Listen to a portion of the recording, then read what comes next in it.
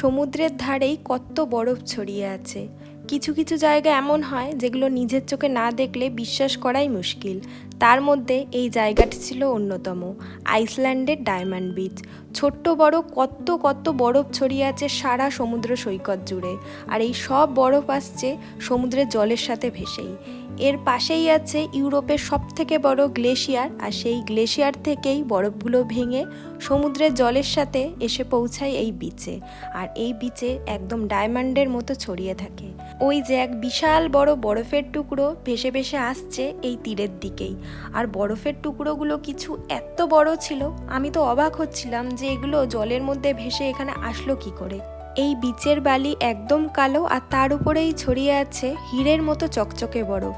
আর সত্যি সত্যিই দিনের বেলা সূর্যের আলো পড়লে এই বরফের টুকরোগুলো হীরের মতোই চকচক করে ওঠে।